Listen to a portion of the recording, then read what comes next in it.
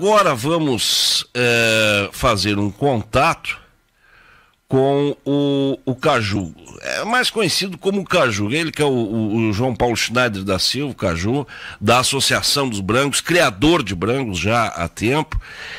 Nessa que é a primeira de muitas entrevistas que tu vais me dar ainda aqui no programa, viu, Caju? Um bom dia, bem-vindo à nossa Conexão Rural, amigo. Bom dia, Alex. É um prazer participar. Me escuta bem? Muito bem, o áudio de estúdio, amigo. Opa, estou aqui como é que se diz? Improvisando no celular, porque casualmente hoje não, sempre assim, a internet não deu no meu computador, então vamos de 3G aqui no meu celular que está funcionando. Mas tá bom, tá bom o sinal. Falas de Uruguaiana, Caju? Falo diretamente da minha casa, aqui que tu estavas falando do tempo feio, aqui tá bonitão. Pois é. Aqui estamos olhando pro Rio Uruguai aqui, um dia desperrado, que nem diz o castelhano. Como é que tá o ciclo de chuvas aí, amigo?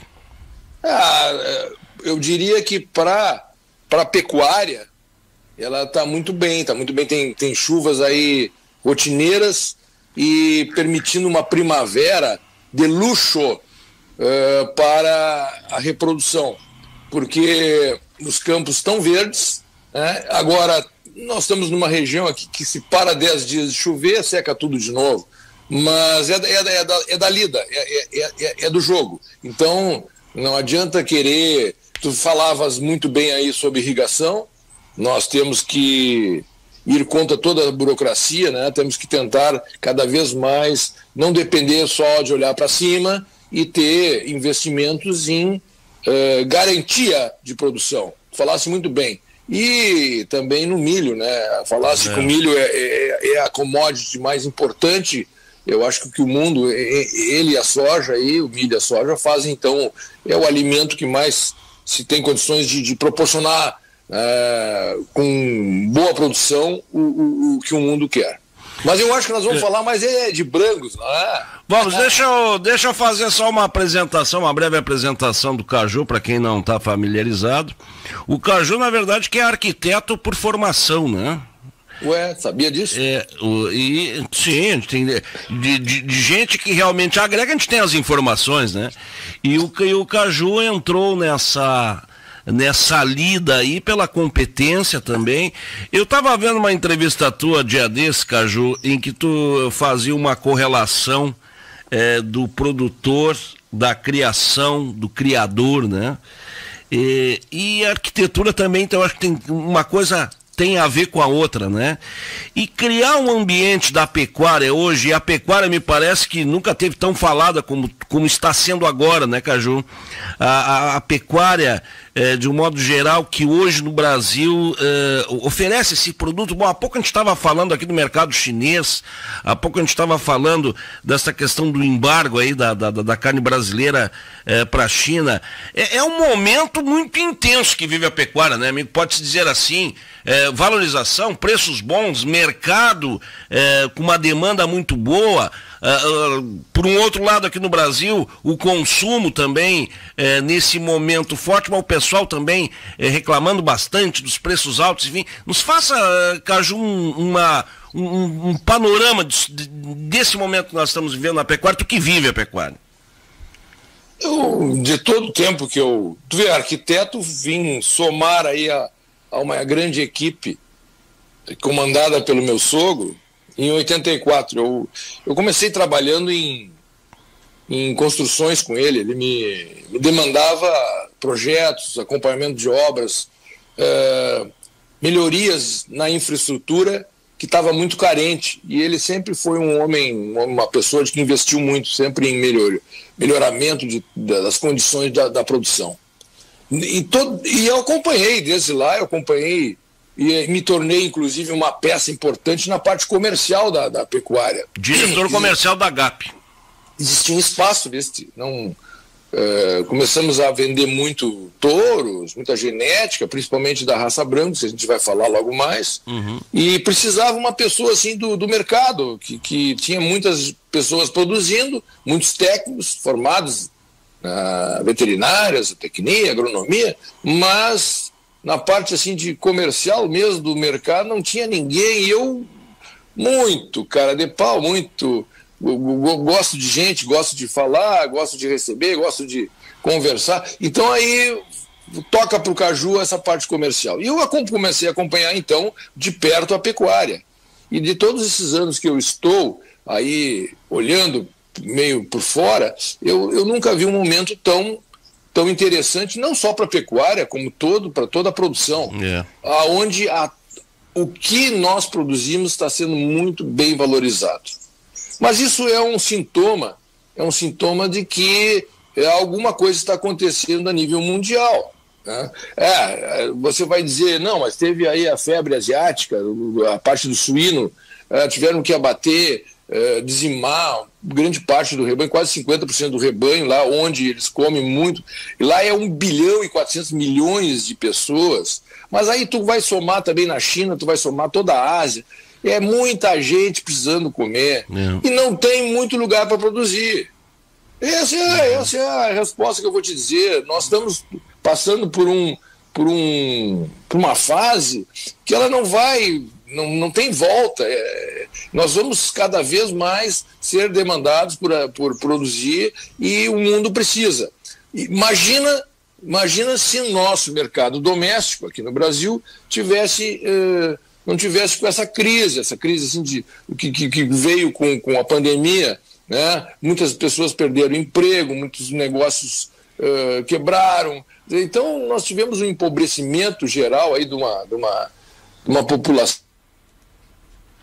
E o mercado doméstico, o mercado interno aqui, que sempre foi o principal, por exemplo, na carne, que eu te digo na carne, hoje está dividiu mais em termos de exportação. Então, por quê? Porque no mercado interno não tem condições de adquirir a carne sobe de preço, mas por que sobe de preço? É que nem o tomate, quando a produção do tomate é menor do que o consumo do tomate, explode o preço do tomate.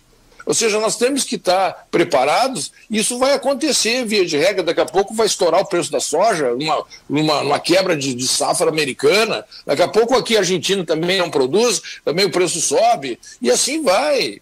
Em todas as commodities nós estamos correndo risco de... Por quê? Porque o espaço que tem para produzir não é muito grande. Não é muito grande. E no Brasil... Nós somos um país abençoado. Imagina se nós começarmos também a investir aí, garantindo com irrigação via pivô, via açudes, barragens, etc. Isso aí aqui é o lugar maravilhoso para se produzir. Porque se tu fores ver as condições climáticas e de solo e de insolação, o Brasil é insuperável. Sem dúvida nenhuma. E se a gente for analisar, né, a gente usa muito pouco da nossa área territorial com a agricultura, né? Os números estão aí, né, Alex? Os números estão aí, a gente fala-se muito aí da questão ambiental. Eu acho que o que nós precisamos é saber mostrar esses números e essa condição brasileira que hoje, através do próprio cara, ele uma parte muito grande da nossa área e cuidamos dela mais do que qualquer outro país do mundo. Quem está te mandando um abraço aí é o Rodrigo Rios da Farsul, dando um bom dia. Caju é um craque, acrescenta o currículo Caju, ex-aluno do Colégio Farroupilha. E o Donário Lopes de Almeida também na nossa audiência, dando bom dia. Muito bom ouvir o Caju no Conexão. Abraço a este arquiteto do melhoramento genético e da disseminação do gado de qualidade no Brasil e no Rio Grande do Sul. Ô Caju, vamos falar de Brangos. O Brangos aí que faz parte da tua história também, até porque tu te especializou nessa raça aí. O Brangos que vem crescendo demais no Brasil, né? Tanto em venda de sêmen quanto em venda de reprodutores matriz. Faça uma análise aí desse momento aí do Brangos, amigo. Esse crescimento do Brangos, aí eu vou falar uma palavra que é muito usada, demorou, viu? Demorou. Tá? Porque é uma raça fantástica e ela é a resposta para muito problema aí, para muita necessidade aí de produtores. Mas falando um pouco como é que eu entrei no Brangos, porque justamente quando eu casei e vim morar em Uruguaiana, queria ser arquiteto aqui, mas não deu certo. Eu sou aquele arquiteto que virou suco, aquela coisa toda. O meu sogro iniciou um trabalho junto, uma joint venture aí com o pessoal da Argentina, e se propunham a fazer uma disseminação do cruzamento industrial a nível brasileiro, tentando melhorar a carne, que achavam naquela época que o Brasil seria o grande player de exportação da proteína vermelha. Naquela época era incipiente a nossa exportação, nós exportávamos muito pouco, e hoje em dia passamos de 5%, daquela época, em 84, hoje eles tinham razão, hoje nós somos os principais exportadores de carne. Veja que visionários foram o meu sogro junto com o pessoal da Argentina em querer levar para o Brasil cada vez mais cruzamento com Angus nas vacas aneloradas, no rebanho zebuíno brasileiro, no Centro-Oeste. Aí houve uma peregrinação de técnicos aí que foram, eles batiam justamente nos produtores que tinham visão empresarial, que tinham muito gado, mas tinham visão empresarial. Então, Caju, sabe quem é que também teve nesse trabalho aí de introdução da raça no país? Eu sei porque eu fiz agora um trabalho de pesquisa, foi a nossa atual ministra Tereza Cristina. Ela trabalhava numa multinacional em São Paulo, também do ramo de proteína animal, e também trabalhou nessa introdução, nesse programa aí do Brangos. Isso o quê? Década de 70, né, Caju? Não. Isso foi em 85, 86. O pessoal andava pelo Brasil inteiro, de ônibus, de avião, de trem, não sei, do jeito que dava, com aquele, naquela época tinha os golzinhos, né? Volkswagen Gol. Quadradinho. Paraty, tu imagina, não tinha nem caminhonete, essas caminhonetes traçadas, isso não existia. Aí para tudo que é lugar e tentando vender a tecnologia do cruzamento, com acompanhamento, com avaliações, etc. Eu estava falando que uma das recomendações era que o pessoal inseminasse com Angus. E aí, para repasse, nós começamos a produzir aqui no Rio Grande do Sul, em parceria com esse pessoal da Argentina, a gente começou a produzir Brangos. E na época emprestava os touros, ou alugava os touros, nem vendia. E o pessoal começou a ver o desempenho do animal Brangos nos seus campos, e eles disseram assim, puxa vida, esse touro, esse animal, ele desempenhou muito bem. Ele sem muito luxo, sem muita atenção, ele desempenhou bem. Então eles começaram, mas eu quero isso aí. E começaram a vir na Estância São Pedro e comprar de jaulas, comprar 23, que na época era 23 tourinhos brancos, comprava assim de módulos, porque lá o Centro-Oeste é outro tamanho, outra escala, bicho. E os caras, quando querem comprar touro, compram de 15, de 20, entendeu? Isso era assim. E aí começaram a usar muito Brangos em cima de vacas Nelore, rebanho zebuíno. Começaram a usar, e aí, como a gente estava vendendo muito esse produto, tinha muita aceitação, o que aconteceu? Pessoas começaram a ter interesse de ser também criadores, também produtores de genética, e começaram a investir. E no rastro desse programa Natura que eu te digo, começou muita gente a investir.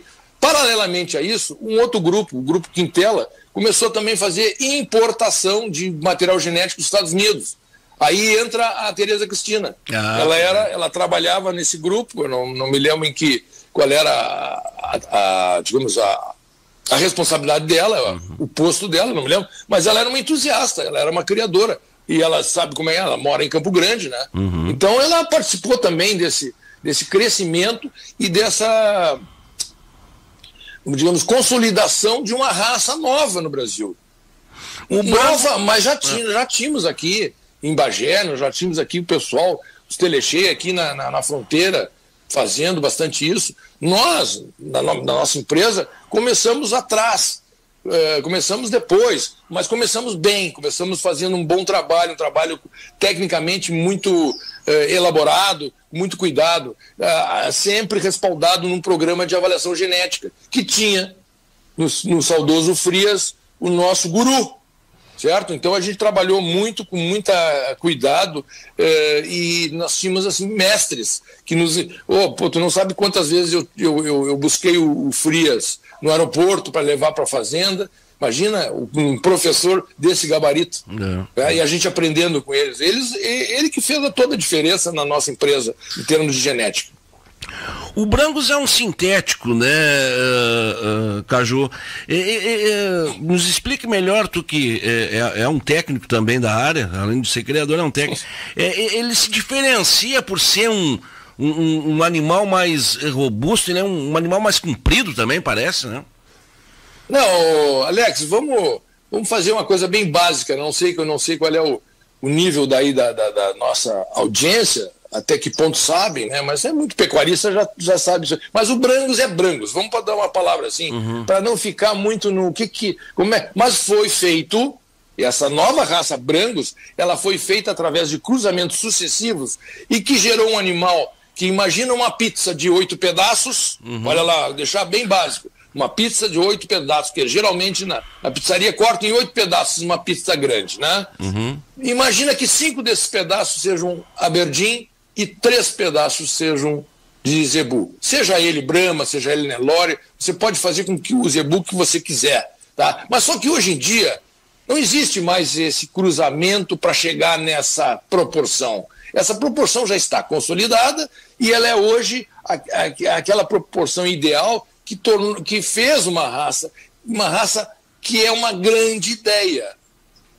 Porque ela alia virtudes das duas raças originárias, né? E ela eu acho que a grande resposta para o conceito de complementariedade entre raças. Tá? O que é isso? Você somar, por exemplo, a precocidade de um animal Angus, que ele cedo vai para abate, que ele cedo começa a produzir gordura, que ele cedo entra em reprodução, com uma raça fantástica de adaptação no Brasil inteiro, que olha, aqui foi desenvolvido o bom zebu. Não pensa que o zebu bom é o que veio lá da Índia. Não, aqui é que foi desenvolvido pelo volume, pelo grande rebanho, selecionado agora pelos novos criadores que sabem também que a busca por bons índices produtivos é feita de uma maneira com bastante tecnologia através de programas de melhoramento. Então, melhorou muito o zebuíno brasileiro e, aliado a essas virtudes de adaptação, de rusticidade, grande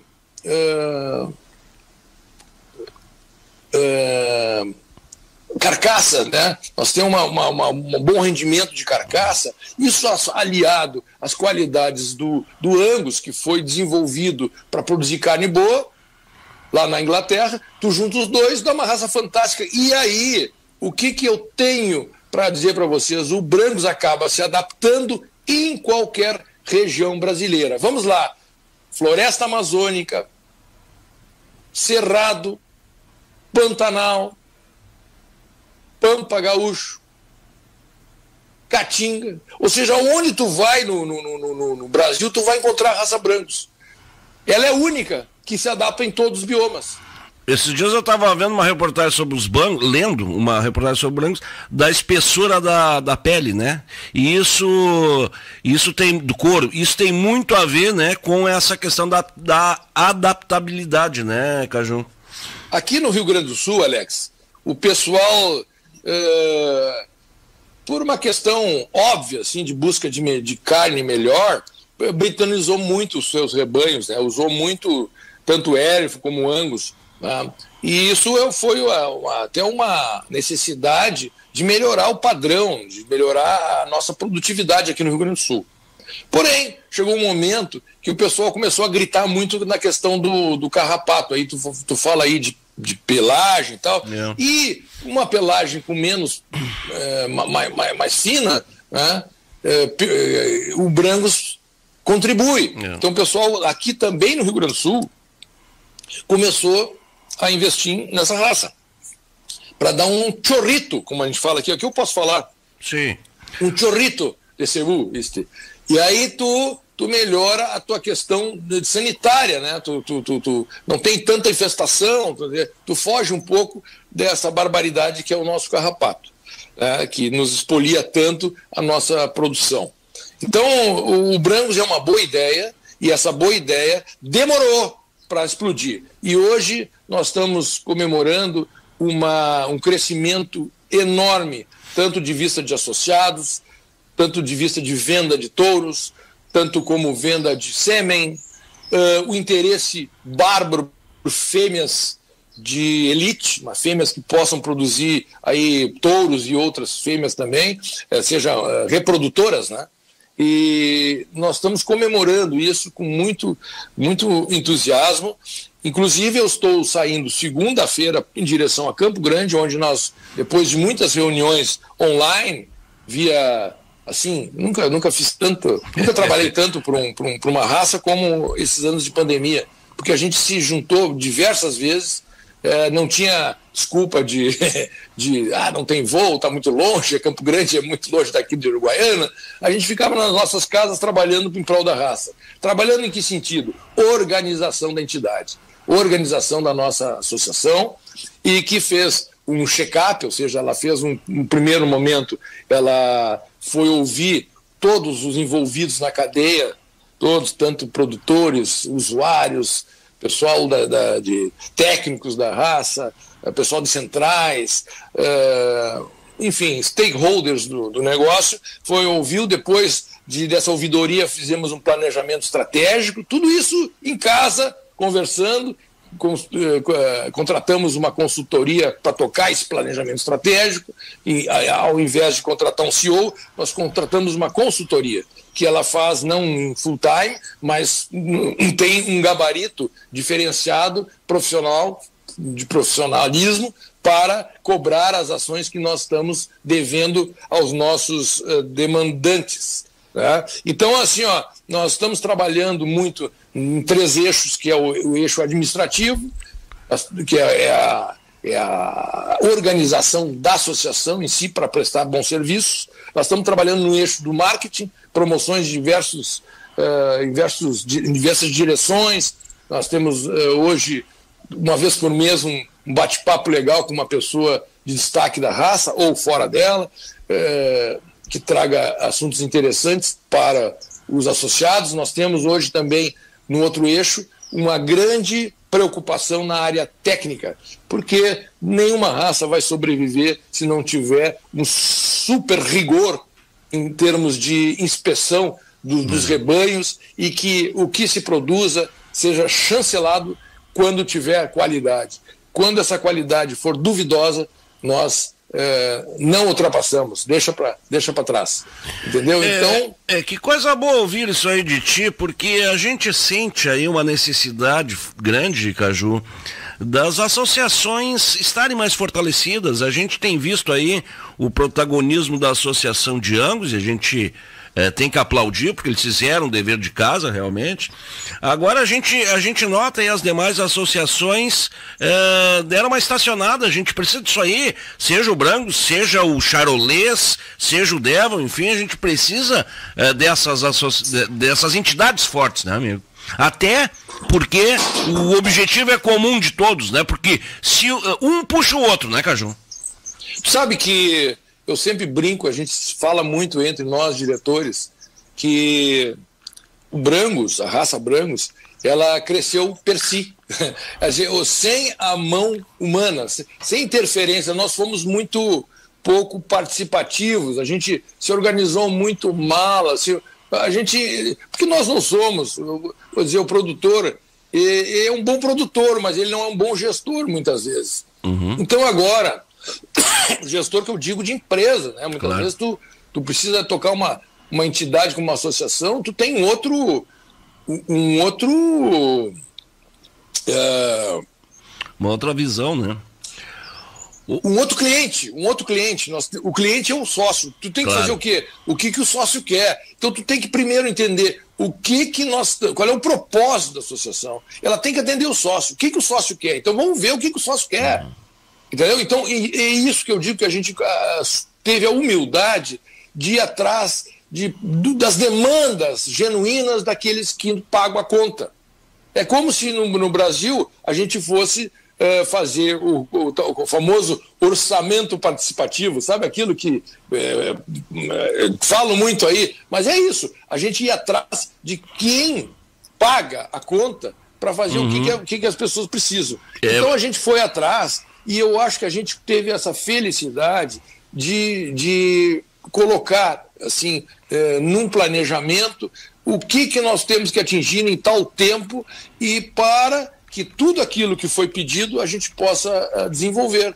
E sabe o que aconteceu? Aconteceu que as pessoas, os branguistas, começaram a ter confiança, ter esperança dentro de um trabalho organizado e começaram a investir mais. Olha só, eu tenho segurança em investir, porque eu sei que se eu investir, eu vou ter respaldo. Eu acho que a nossa associação conseguiu, em 4 anos aí de trabalho, e eu acho que os mais intensos foram justamente quando entrou a pandemia, que a gente começou a se juntar muito mais para discutir a raça. Se refletiu muito nessa pandemia, mas se trabalhou também. O Caju, quero desde já colocar à disposição Conexão Rural aí para as informações da raça aí. Nós temos tido um contato com a raça aqui, que o nosso Paulo Azambuja e o nosso Ney Paulo Azambuja se inseriram na raça também agora com a Estância Madrinha de Dom Pedrito, e nesse ano fizeram o primeiro remate, já mais de 20 remates da Santa Teresa com o Brangos, e foi um sucesso absoluto. Os homens estão apaixonados pelos Brangos, viu, Caju? Mas não tem como não se apaixonar. O Paulinho e o Dr. Ney, nossos grandes amigos e parceiros, vai um abraço aí se eles estão na audiência. Eles eram criadores de Hereford e Braford. São os melhores criadores, não é que eram. Né? Mas agora eles se renderam às qualidades do Brangos. Né? Eles viram, mas eles sabem, mas eles já começaram lá em cima, viu? É esse tipo de criador que vai atrás de uma fêmea muito boa e multiplica ela para formar rapidamente um rebanho, mas com extrema qualidade. Ou seja, são pessoas que não medem esforços para fazer um bom trabalho. Quem tem uma base, quem tem uma história como eles na raça Hereford e Braford, e entrar para Brangos, para nós que estamos, é uma grande propaganda. Tá? Não é só eles, nós temos também exemplo de pessoas do Nelore que entraram no Brangos e hoje estão vendendo melhor a genética Brangos do que o próprio Nelore, que é não sei quantos anos, né, que o cara estava na raça, né, era tradicional criador, aqueles investidores, importadores da Índia e tal. Daqui a pouco viram foi o Brangos que passou na minha frente e aí o meu coração se deixou levar. E lembrando que o Brangos tem um número recorde de inscritos nesses programas de melhoramento, quer dizer, isso significa que o pessoal realmente está buscando excelência. E se eu não me engano, Caju, terceira raça que mais vende sêmen no Brasil, né? E talvez, eu não vou dizer aí, eu não vou botar palavras aí, mas eu tenho quase que certeza que é a raça que houve o maior incremento nos últimos 2 anos de quantidade de doses vendidas. Não estou falando que vende mais, ela já é a terceira raça que mais vende. Atrás, em primeiro lugar absoluto, do Angus, que é usado muito para cruzamento. Atrás dos Nelores, Nelore, que 80% do nosso rebanho é Nelore. Mas nós estarmos em terceiro lugar na venda de sêmen é uma grande satisfação. Fruto de trabalho de muita gente, olha, eu digo de muita gente mesmo, que nunca esmoreceu, porque teve um momento, Alex, deixa eu confessar para vocês, teve um momento que o cruzamento entrou em xeque, assim, as pessoas, porque isso é um perigo que a gente tem com a qualidade, porque quando o negócio é bom, todo mundo quer entrar, e entra gente de tudo que é jeito, oportunistas entram no negócio e muitas vezes eles acabam estragando o negócio, sabe como é que é? Então aconteceu no Brasil uma fase, lá pelos anos 90, 2000, que o cruzamento foi muito mal falado por conta de muito gado ruim que começou a bater no frigorífico, chamados tucuras. Então tudo que era cruzamento, eles mandavam. E o que aconteceu? O pessoal começou a vender Angus com Nelore, fazia meio sangue e vendia como touro. E um animal meio sangue, ele não reproduz aquilo que ele é. Ele não tem condições. Tu tem que ter uma raça consolidada, como é a Brangus, que chegou a essa percentual que eu falei. Um animal meio sangue não presta para reprodução, não serve. E isso foi feito. E aí começaram todo mundo dizendo, não, mas isso é problema dos tucura. O que é tucura? Tucura é um pretinho, um vagabundo, um animal pretinho vagabundo. Era apelidado de tucura. Então assim, e o Brangus é Brangus. Não tem mais, então nós temos que cuidar hoje muito. Hoje nós temos uma campanha muito forte na área técnica. Hoje o Conselho Técnico tem reuniões rotineiras. Agora mesmo eu estive participando de um encontro em Indaiatuba, do lado ali de Campinas, onde se juntou os técnicos de todo o país para lavar roupa suja em casa, ver o que a gente está fazendo de errado, o que nós podemos melhorar e também o que nós estamos fazendo de certo, né? E tivemos diversas palestras lá muito interessantes. Uma delas, que por sinal destaco, a do Roberto Barcelos, que falou para nós sobre carne, e eu achei muito interessante, fazendo uma comparação entre a carne que é produzida, dois tipos de carne, a carne para cozinha, a carne de segunda a sexta e a carne de sábado e domingo. São dois tipos de produtos que a gente tem que atentar muito bem, né? Porque uma, para produzir carne gourmet, tu muitas vezes tem que gastar muito, né? E fazer carne de segunda a sexta é mais barato, muitas vezes. Mas vou te dizer uma coisa, a gente consegue carne, porque a carne o que é? A maciez, né? A gente consegue carne em açougues bons, que trabalham realmente com qualidade, a gente consegue ter. A semana mesmo com uma costela, eu vou te dizer uma coisa, se desmanchava na boca, e isso chama a atenção positivamente, assim como a carne dura também, de animal velho, também chama a atenção. Falando em Roberto, quem tá te mandando um abraço é o Roberto Crespo Lote, viu? Também dizendo que tu é craque. Ô, Caju, pra gente fechar agora, porque a gente tá com o tempo estourado, mas a gente tinha assunto pra falar até meio-dia, mas eu sei que tem compromisso aí também, eu tenho. Compromisso esportivo, vice. Vamos deixar. Eu posso parar, podemos até meio-dia, mas eu acho que ninguém vai gostar. Ô, Caju, dá um recado aí pros produtores. Agora vamos falar dessa parte que interessa também, que é o bolso. Tu como diretor comercial aí da GAP, fale-nos sobre preços dos animais, porque ainda é uma incerteza. Deu uma baixada, agora deu uma estabilizada. Nós vamos manter esses preços bons aí, amigo? Preços, muitas vezes nós não temos o controle. Mas se eu tiver que mandar um recado para meus colegas, que eu incluo aí como produtor, né, não de uma maneira um pouco de carona, mas eu diria que olhem os custos, olhem, gestão de custos hoje, ela se tornou, eu acho que muito importante, porque todos sabem que assim como os preços subiram, passaram para um outro patamar, eu acho que os custos subiram muito mais. Hoje nós temos um problema aí de escassez de insumos, né, e o pessoal repassou a valer. Então nós temos que pensar muito nisso. Uma das coisas que é recomendado a todo cara que vende carne é travar a sua venda, fazer operações de hedge. Isso existe no mercado e é uma maneira de a gente garantir um ganho mínimo, tá? E eu não sou daqueles que imagino que tem que ganhar o máximo, tem que fazer média, tem que vender todo mês, tem que...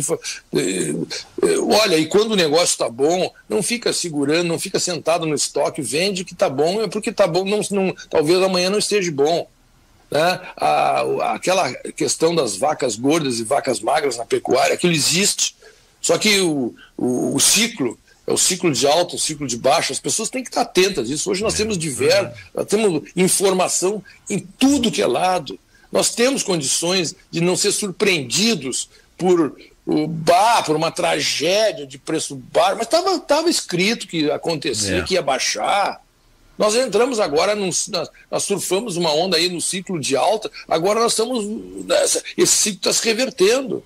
Ou seja, o pessoal segurou muito as fêmeas, vai produzir terneiro. E se não tiver gente para comprar terneiro, o preço vai baixar. Então isso é uma coisa lógica, então as pessoas têm que estar, eu acho que de olho na informação. E eu digo hoje, com essa questão, o grande legado de todas as coisas ruins que trouxe a pandemia, o grande legado é a facilidade da pessoa se informar. É ter ao alcance do smartphone, né, tudo que ela precisa para poder gerenciar melhor a sua propriedade, o seu negócio, a sua pecuária. O Brangus talvez seja essa grande descoberta tardia para muitos, né? E óbvia para outros tantos. Teu esporte que tu vai agora é futebol? Não, bicho. Eu já joguei muito futebol, eu já corri muito, já joguei tênis. Tudo aquilo que precisava correr, eu fazia. Mas eu não posso mais correr agora, então tem que caminhar. Então a gente vai pro golfe. Eu tenho uma curiosidade para saber sobre o polo, que sempre foi muito difundido aí na região da fronteira e não se ouve falar em polo, tchê. É um esporte bonito, é um esporte elegante. Como é que tá isso aí? Tu tem notícia dos jogadores de polo, de campeonato aí? Parece que agora nós estamos em plena temporada lá e o pessoal se mudou para a Argentina para... Argentina é muito forte. Lá é o esporte, o polo, o melhor lugar para acompanhar um polo é na Argentina. É o melhor polo mundial. E o pessoal todo que joga aqui, eu, por exemplo, jogo meu golfe num campo de polo. Na Uruguaiana não tem cancha, eu me associei a um clube aqui, militar, Círculo Militar, tem umas canchas de polo, e eu jogo ali que a gente exercita, para que quando tiver numa cidade onde tenha um campo de golfe, a gente possa não fazer vexame, né? Acompanhar os craques. É um esporte que se caminha bastante, né? Amigo, quero te desejar um bom fim de semana, agradecer muito pela tua atenção aí, como disse lá no início, que seja a primeira de várias aí, se Deus quiser. Eu gostaria de insistir nisso aí que tu está falando. Olha, se a gente puder, não eu, mas dar espaço para alguém da diretoria, algum técnico, falar sobre a raça, é o que todo mundo quer hoje ouvir, quer notícias sobre a raça Brangus. Por quê? Porque ela está fantástica, ela teve uma comercialização recorde agora nessa temporada de primavera e os estoques zeraram, por alguma razão, nós estamos agora com estoque zero em termos de reprodutores e vamos para 22 produzindo mais. E que 2022 seja muito melhor que 21. Grande abraço, amigo. Forte para todos que estão nos ouvindo aí. Do pequeno ao grande produtor, quem é do campo conta com a parceria do Sicredi. Os recursos do Plano Safra já estão disponíveis. É hora de contratar o seu crédito com a gente. Somos a segunda maior instituição financeira em crédito rural no país. E quando a gente coopera, o campo prospera, porque reinvestimos os recursos na sua região. Venha para o Sicredi, onde o agronegócio rende um mundo melhor.